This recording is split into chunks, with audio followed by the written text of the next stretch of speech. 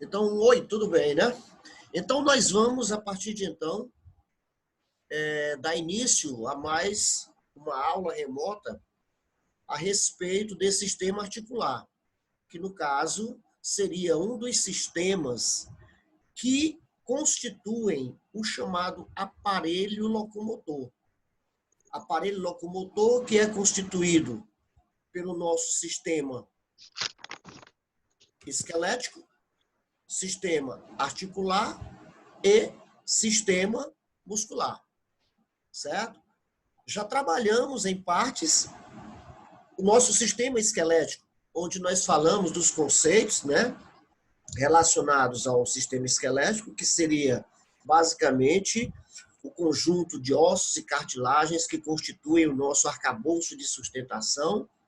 Falamos a respeito da divisão do esqueleto em esqueleto axial, apendicular e cinturas escapular e pélvica.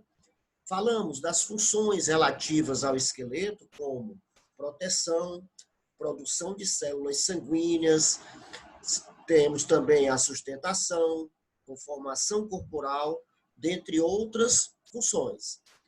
Discutimos também a respeito da classificação dos ossos, como ossos longos, alongados, ossos curtos, pneumáticos, ossos sesamoides, ossos chatos ou laminares, né?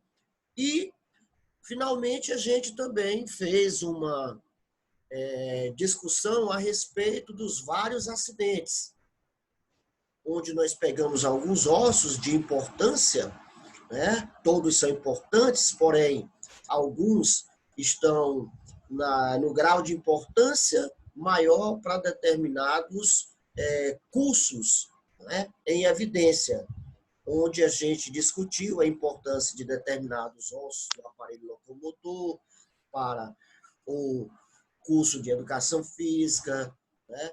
Para a fisioterapia já existe uma preocupação maior, né, em relação à questão desse conhecimento a respeito dessa maior diversidade de ossos e assim sucessivamente.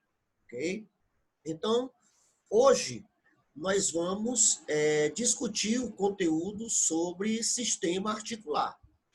Então, para a gente trabalhar sistema articular, a gente tem que ter um conhecimento prévio, né, dos conteúdos que nós já desenvolvemos em aulas anteriores.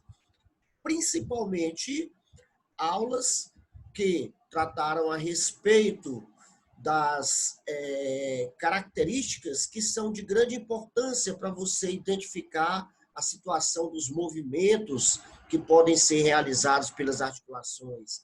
Daí vem, novamente, a questão da importância do conhecimento sobre posição anatômica, planos de delimitação, planos de secção, eixos do corpo humano.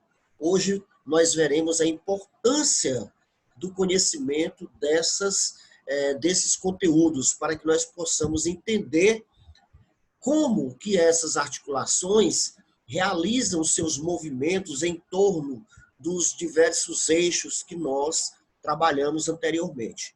E temos algumas articulações que não apresentam eixos de movimento e veremos também que temos outras articulações que não apresentam mobilidade, certo?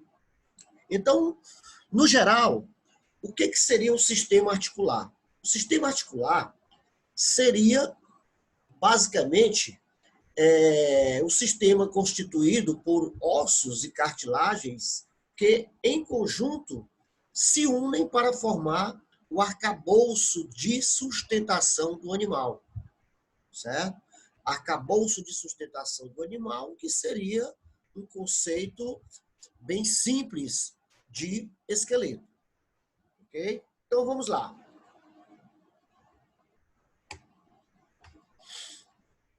Articulação. Se nós observarmos aqui o nosso esqueleto, né, numa vista anterior, você nota que as estruturas dos 206 ossos, dependendo dos critérios de contagem, né, que a gente deve ter visto quando trabalhamos aí o nosso conteúdo sobre o sistema esquelético, Veja como eles estão unidos, né, entre si. Como eles estão unidos entre si, de modo a formar a estrutura esquelética do nosso corpo. Essa comunicação que existe entre os diversos ossos, elas podem apresentar-se de forma imóvel, podem se apresentar de forma semimóvel ou podem apresentar-se de forma móvel. A gente vai ver que essa seria uma das classificações que nós teremos para a articulação. Porém, qual seria o conceito, basicamente? Seria a conexão existente entre quaisquer partes rígidas, componentes do esqueleto, permitindo ou não movimentos em graus variados e possibilitando também outras funções. Quando a gente fala em permitindo movimentos ou não em graus variados, eu estou acrescentando esse ou não, porque dentro da classificação, nós veremos que nós temos uma que é a classificação das articulações como sendo imóveis. Imóveis. Então, o termo imóvel já está dizendo que não apresenta movimento. Porém, alguns autores colocam que, mesmo elas sendo classificadas como imóveis, elas podem apresentar algum grau mínimo de movimento. Portanto, o autor coloca aqui que essas articulações elas permitem movimentos em graus variados. E, é claro, apresentando outras funções, tendo em vista que essas articulações elas estão relacionadas diretamente com o nosso esqueleto. Então, muitas das funções relativas ao nosso esqueleto estarão também relativas ao nosso sistema articular. Então, algumas funções como ajudar a manter o corpo na posição. O que é isso aí? É a função do esqueleto, é a função de sustentação, ok? Participa do movimento das partes do corpo, né? Portanto, participando no processo também de locomoção. Mas, Martins, movimento e locomoção não é a mesma coisa, não? Cuidado. Movimento seria você aproximar ou distanciar partes do corpo em relação a um ponto de referência. Eu me aproximo, me afasto. Aqui eu estou realizando movimento. Porém, eu não estou me locomovendo, pois, para que exista locomoção, eu tenho que me deslocar como um todo em relação a um ponto referencial. Por exemplo, eu saí aqui do local onde eu estou para me dirigir até uma panificadora para comprar um litro de leite. Aí sim, é locomoção, certo? Então, a locomoção é um tipo especial de movimento. Então, temos aí algumas funções, né? Eu poderia colocar também a função de sustentação, né? Que seria a mesma coisa de manter o corpo na posição, porém, se eu modificar a posição, eu estarei promovendo a sustentação diferenciada, ok? Então, sustentação pode também ser aplicada às funções das articulações. Com relação à classificação, isso aqui é de grande importância, quer dizer, tudo aqui é importante. Nós temos que as articulações elas são subdivididas em 3 grandes grupos. Prestem bem atenção o critério que é utilizado para você classificar articulações. Primeiro, articulação fibrosa. Articulação fibrosa. Quando você fala em articulação fibrosa, você tem que se lembrar de um tecido conjuntivo que nós temos no nosso corpo, que ele é de natureza fibrosa. É um tecido conjuntivo fibroso. Se ele é fibroso, significa dizer que ele vai funcionar como uma cola entre determinadas peças do nosso esqueleto. Por exemplo, quando nós estudamos a parte de ossos, nós vimos os ossos chatos da cabeça, os ossos parietais, o frontal e o occipital. E a gente viu que, ao nascer, você tem esses ossos em separado. E, com o passar do tempo, aquela membrana que serviu de base para o mecanismo de ossificação, ela vai sendo substituída por substâncias que vão gerar novos tecidos, no caso, se transformando em osso. E daí, o processo de ossificação vem até que os ossos se aproximam. E aí, o que é que eu vou ter entre esses ossos? Tecido conjuntivo fibroso. Portanto, uma das características da articulação fibrosa é essa dificuldade de movimento entre as peças que se articulam. Você pode pegar por base o meio de articulação entre o frontal e os parietais, entre os parietais e o occipital. Então, você vai ver que você não nota movimento entre esses ossos, certo? E por conta disso, essa articulação ela pode ser classificada como fibrosa. Olha o segundo nome, cartilaginosa. Ela já está me dizendo o quê? Que o material que nós vamos encontrar entre as peças que se articulam é tecido cartilaginoso. Tecido cartilaginoso. Cartilagem. Se lembrem das epífises dos ossos, que eu falei aqui do ossinho da galinha e tal, que você morde, aquela pecinha esbranquiçada, ok? Então, tecido cartilaginoso, ele pode se interpor entre as peças que constituem o nosso esqueleto. Sendo assim, ossos que apresentam entre a sua continuidade, ou para manter a continuidade entre os ossos, você observa a presença de tecido cartilaginoso, ela é dita cartilaginosa. Nós vamos ver, por exemplo, a articulação, só um instantinho.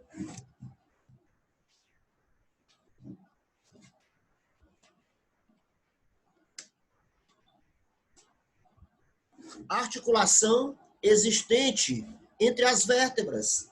Né? Entre as vértebras você tem o quê? Um anel fibrocartilaginoso que permite a comunicação entre os corpos vertebrais. Depois a gente vai dar outros exemplos. E a articulação sinovial, olha o nome, sinovial.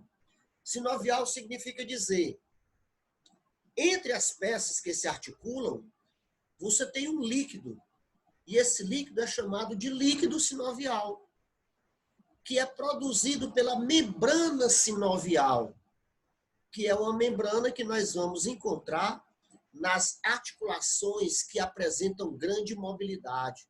Articulação do ombro, do cotovelo, do punho, articulação interfalangiana, articulação do quadril, do joelho, do tornozelo. Então, a grande maioria das nossas articulações, elas permitem movimentos em graus diferenciados de amplitude, portanto, são caracterizadas como articulações sinoviais. Então, veja aí que não é difícil, não. Fibrosa, o material que se interpõe, tecido conjuntivo fibroso, é imóvel. A cartilaginosa, material que se interpõe, tecido cartilaginoso, é semimóvel. Semimóvel. E a sinovial, o material que se interpõe, é o líquido sinovial. Portanto, ela é o quê? Móvel. Tá certo? Então, está aí a classificação, não é difícil. Então, vamos lá.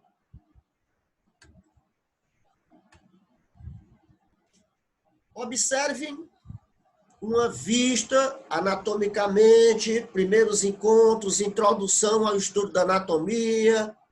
Aqui eu estou numa vista superior da calota craniana. Aqui na frente eu tenho o frontal, parietal direito, parietal esquerdo, occipital. Vejam aqui, ó, como que os ossos se articulam. Aqui, entre esses ossos, você tem o quê? Tecido conjuntivo fibroso.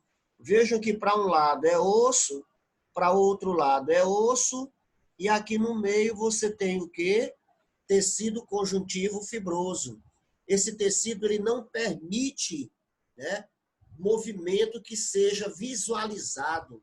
Porém, pode existir algum movimento mínimo, ok? Desta forma, essa articulação é dita imóvel. Observem agora a cartilaginosa. Como exemplo aqui, ó, como nós já somos doutores, espero, viu, Bruna, Renata, Vitória, Heloísa, espero que já sejamos doutores, né, com nossas atividades e tudo mais, relativas a sistema esquelético, né? Já devemos ser conhecedor, né, dos ossos que constituem o nosso esqueleto. Então, aqui nós temos quem? Nós temos os dois ossos do quadril. Os dois ossos do quadril. Aqui você tem a região pubiana. A região pubiana. E aqui você tem o quê? Ó, uma cartilagem. Olha aqui. Osso de um lado, osso do outro, cartilagem. Então, essa cartilagem que existe entre os ossos do quadril, ela permite alguma mobilidade. E ela é muito importante, por exemplo, nas mulheres por ocasião do parto, tendo em vista que essa comunicação entre os pubianos, ela aumenta em distância, permitindo assim um maior espaço para a passagem do bebê por ocasião do parto. Então está aí uma grande importância dessa articulação entre os ossos pubianos, né? Que é uma articulação cartilaginosa. Vamos ver aí agora, por exemplo, ó, olha que coisa linda. Anatomicamente, quando eu olho essa figura, eu pego, me lembro de posição anatômica. Aí eu vou fazer o quê? Uma pesquisa. Eu vou fazer uma anatomia de superfície no meu próprio corpo. Aí eu fico analisando, poxa, o que é isso aí? Será o que é? Aí eu digo, rapaz, isso aqui é a cabeça do húmero. Isso aqui é a cabeça do húmero. Isso aqui é a cavidade glenoide da escápula. A cavidade glenoide da escápula. Pela visão aqui, estando ele na posição anatômica, isso aqui é do lado direito. Ah, então, ó, é meu ombro do lado direito. E o que eu estou vendo? Eu estou vendo que foi feito um corte. Foi feito um corte de modo que eu estou numa vista anterior, vendo a porção posterior desse corte. E qual é esse corte ou essa secção que divide o corpo em parte anterior e posterior? É a secção frontal ou coronal. Sendo assim, eu estou observando a articulação do ombro direito numa vista anterior de um corte ou secção frontal ou coronal. E aí o que eu observo nesse espaço em preto? Nesse espaço em preto, seria o espaço onde eu vou ter a presença de quem? Do líquido sinovial. Um líquido que vai lubrificar as superfícies articulares. Aqui em branquinho, nós estamos vendo que a articulação, a cápsula, não, nós estamos vendo a cartilagem articular, aquela que recobre as epífises dos ossos, né? Que promove, que é branquinha, né? Que permite o deslizamento entre as estruturas. E esse líquido, para que ele não fuja, é necessário que eu tenha um envoltório que vai constituir o quê? A cápsula articular. Então, no caso aqui, a gente nota que a articulação sinovial é aquela que tem uma maior complexidade, tendo em vista também que é a que permite maior mobilidade, certo? Entre as estruturas do nosso esqueleto. Alguém quer fazer alguma colocação a respeito dessa nossa apresentação aí, da nossa tela sobre classificação? Ficou bem claro ou não? Ficou bem claro, professor. Ficou? Tudo bem? Então, se ficou bem claro, vamos... Eu estou sentindo falta da Érica. Professor, ela não está conseguindo acessar, não, para entrar aqui na aula. Ela não está conseguindo acessar. É um dos problemas que nós estamos enfrentando. Mas ela vai ter a oportunidade de ver, certo? O encontro da gente, tá bom? Beleza, vamos continuar. Então, agora, não vai ficar mais difícil. Eu já não vou ter que falar tanto, porque eu tenho essa mania, eu não sei se é defeito ou é virtude, de pegar um tema e não ficar só lendo o tema. Tá, pronto, aí eu teria passado 50 slides aí. Mas aí o que eu faço? Eu já adianto. Vou falar agora só de articulações fibrosas e vocês vão ver que não tem dificuldade. E o slide agora ele vai o quê? Ajudá-los a ter aquelas informações que eu falei anteriormente. Fica agora mais fácil, ó. Articulações fibrosas. São também chamadas de sinartroses. Esse apelido é bom que vocês sempre associem. Articulação fibrosa ou sinartrose. Sinartrose. São também conhecidas como articulações fixas. Por que fixa? Porque o material que se interpõe é tecido conjuntivo fibroso, que eu já expliquei anteriormente. Outra coisa importante aqui, ó, surgiu esse nome aqui, ó, junturas. Quando vocês virem esse nome junturas, é a mesma coisa que articulação. Aí eu vou dizer bem aqui para vocês o porquê do surgimento desse termo juntura. Esse termo juntura, ele surgiu devido à situação de que o termo articulação, quando ouvido, ele seria interpretado como sendo comunicação entre peças que se articulam ou que se movimentam. Então, o termo articulação, ele dá essa sensação de que as peças que eu estou analisando, elas estão se movimentando. E, na realidade, nem todas as articulações se movimentam, como eu já falei anteriormente. Daí eles substituíram o termo articulação por juntura. Juntura vem de junta, né? E é muito comum a gente ouvir, eu pelo menos como sou um cabra do interior, né? Quando minha vozinha, minha mãe, ao matar uma galinha, meu avô, ao desossar um quarto de boi, uma reis, um bode, um carneiro, ao cortar, ele dizia o seguinte: poxa, errei a junta, né?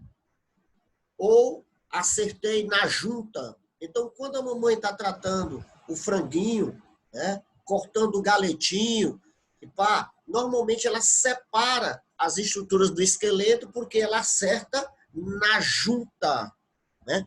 E quando você acerta na junta, você vai ver que sai aquela babinha, né? Aquela babinha, que é justamente um líquido sinovial, o que não é o caso aqui. Eu estou dando explicação de juntura, né? Então, nas articulações fibrosas, né, são junturas interconectadas por quem? Por tecido fibroso. E nesse caso, se lembrem também que eu já tinha colocado essa situação, elas podem apresentar mobilidade nula ou bastante reduzida, certo? Nula ou bastante reduzida. O exemplo já foi colocado aí para vocês, um dos exemplos entre alguns ossos, né? A grande maioria dos ossos que constituem o nosso crânio apresentam esse tipo de articulação. Agora nós vamos fazer uma classificação dessas articulações fibrosas. Elas podem ser subdivididas em dois grandes grupos.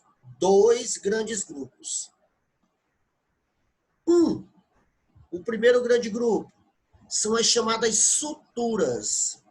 As suturas. Quando a gente fala em sutura, alguém pode me dizer que se lembra de alguma coisa aí quando você ouve o nome sutura, você lembra de que nome? Sutura. Bruna, Renata, Heloísa, Vitória. Sutura, te lembra o quê? Olha o tempo. Bruna? Vocês estão me ouvindo? O termo sutura faz você lembrar de que nome? Costura. Oh, beleza! É isso! Pronto! Não tem bicho de sete cabeças, é coisa do nosso cotidiano. Ó. Fulano de tal levou um tubo no olho, cortou o supercílio, foi ao hospital e foi feita uma sutura. Sutura. Agora, observe aqui, meus amores, nessa vista superior. Né? Se você observar nessa vista superior do nosso crânio, quem já viu costura, né? Máquinas overlock, dentre outras, ela tem vários tipos, né, de suturas. Ó, parece uma sutura, parece uma costura, não é não? Então, devido a essa situação de parecer uma costura, essas articulações, elas receberam essa classificação como suturais. Então, nesse caso, as peças que constituem os ossos, que se unem, elas são unidas por uma fina camada de tecido conjuntivo fibroso. Esse tecidozinho aqui, ó, que fica entre os ossos. E assim, nós temos o quê? Nós temos que elas são classificadas como ligamento sutural. Certo? Ligamento sutural. Quando nós analisamos a forma da costura, é o exemplo, a analogia da overlock. Se você observar as suas vestimentas, você tem tipos de suturas diferentes. Então, o nosso corpo também, os ossos, eles são costurados de maneira diferente. Eles são costurados de maneira diferente, de modo que nós temos sutura plana. O que vai caracterizar a sutura é a estrutura das peças. Sutura plana. As peças que se unem são planas. Sutura serrátil ou denteada. As peças que se juntam apresentam forma de dente. Sutura escamosa. As peças que se unem, ó, apresentam formato de escama de peixe, formato de bisel. A esquindilese. Esquindilese é como se você tivesse um pino e você viesse com uma estrutura que se apoiasse sobre esse pino, certo? É como se fosse um cavaleiro sentado em uma cela, esquindilese.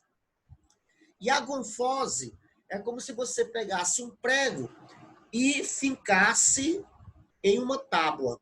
Aí o prego fica preso. Então vejam aí a classificação das suturas. Então, a primeira classificação seria que as articulações fibrosas podem ser suturais. E as suturais, por sua vez, são subdivididas em plana, serrátil, escamosa, esquindilese e gonfosa. Vamos ver a característica de cada uma delas. Vamos aqui, ó. A plana. Olha aí. Quando vocês olham aí para esse crânio e tudo mais, ó, você já... Né? Espero que a coisa já tenha... Antigamente você viu a cabeça dessa daí e tudo mais, meu Deus do céu e tal. Hoje não, tu já deve saber o nome desses ossos, né? Em teoria que nós já vimos, ossos do crânio, né? Coloquei aquela tabelazinha para vocês, bem bonitinha, ok? Coloquei uma apostilazinha para vocês, né? Slides, vários slides, o meu slide, a aula da gente. E aqui você tem vários ossos, né? Frontais, temporais, parietal, occipital, nasal, maxilar, conchas nasais inferiores, né? O malar, né? A mandíbula, o etimoide, esfenoide, o vômer, né? Os ossículos da orelha média, né? O estribo, martela, bigode, tá? Tudo isso aí a gente, ó, já somos doutores já. Beleza. Classificação e tudo mais. Agora observa aqui o seguinte, ó. Ó os dois ossos nasais, ó. Os dois ossos nasais. Né? Esse quadrinho aqui aumentado. Olha eles aqui em laranjinha. Então, a articulação que existe entre os dois ossos nasais é do tipo plana. Do tipo plana. Entre os ossos nasais. Olha o que eu estou dizendo. Ó. Ela é do tipo plana. Tá aqui ela, ó. Essa outra articulação aqui, ó, já são entre os ossos nasais e em cima quem é que eu tenho? O frontal. Então, essa daqui é plana. Já essa outra aqui, ela é sob a forma de uma serra, ó, já é diferente. Então, não é essa classificação aqui, não. Então, entre os ossos nasais, plana. Plana. Agora, observem aqui. Vista lateral esquerda de um crânio, né? Cabeça, né? Osso da cabeça. Observa esse osso aqui. Que osso é esse? Temporal. Temporal esquerdo. Esse amarelinho aqui é a asa do esfenoide.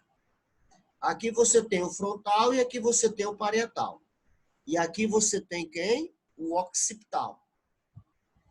Se você analisar a forma com que esse osso temporal se articula com grande parte do osso parietal e com o osso esfenoide, asa maior do esfenoide, então é como se ele fosse uma escama, ó, como se fosse uma escama. Observa aqui, ó, o formato das peças. Ok? Desta forma, a articulação entre o temporal e os parietais, né, é um tipo de articulação denominada sutural escamosa. Sutural escamosa. Vamos agora para a articulação do tipo serrátil, denteada ou serrilhada. Se você separar os dois ossos parietais, observe aqui, ó. Se você separar aqui, ó, você vai ter as estruturas dessa forma. Veja que um bocado de dente, ó, dente de serra. Então, daí o termo serrilhada ou denteada. Nessa visão superior, se observa entre o frontal e os parietais, entre os parietais e o occipital, são exemplos típicos de articulação do tipo serrátil, serrilhada ou denteada. Olha a gonfose, como falei para vocês, é como se fosse a espécie de um prego, né, fincado em uma tábua. O que seria o prego? Seria a raiz de um dente. E o que seria a tábua? Seria o alvéolo da mandíbula ou da maxila. Aqui você tem a visão de como essa raiz se encaixa nesse alvéolo dentário. Então, articulação do tipo Gunfors. A esquindilese. A esquindilese, ela ocorre entre o vômer e o etmoide. Entre o vômer e o etmoide, na base do crânio. Certo? Vômer e etmoide, na base... Desculpem, vômer e esfenoide, na base do crânio. Então, veja que você tem uma espécie de pino e você tem o quê? Um encaixe. E aqui, entre esses dois ossos, vômer e esfenoide, você tem tecido conjuntivo fibroso. Articulação do tipo esquindilese, fibrosa. Ela vai ocorrer aqui, ó, na base do crânio. Na base do crânio. A segunda classificação da articulação fibrosa é a articulação do tipo sindesmose. Martins, o que diferencia uma sindesmose de uma sutura? A principal diferença é o seguinte: sutura obrigatoriamente ocorre na cabeça. Sutura ocorre na cabeça. Sindesmose ocorre fora da cabeça. Seria a diferença básica. E a segunda diferença seria que na sutura você tem menos tecido conjuntivo fibroso. Tá certo? Enquanto que na sindesmose você vai encontrar uma quantidade maior de tecido conjuntivo fibroso, podendo permitir até mesmo alguma mobilidade. Exemplo, observe aqui, ó. Você tem aqui a tíbia e você tem a fíbula. E aqui você tem a membrana interóssea. Membrana interóssea. Aqui você tem o rádio e aqui você tem a ulna. E aqui você tem membrana interóssea. Aqui são exemplos de sindesmose. Aqui, entre tíbia e fíbula, sindesmose tibio-fibular. Aqui, entre rádio e ulna, nós temos articulação rádio-ulnar média. Ok? Então, vamos dar um pequeno intervalo para que nós possamos entrar em uma outra sala, dando continuidade, falando a respeito de articulações cartilagíneas. Até breve, meu povo. Até.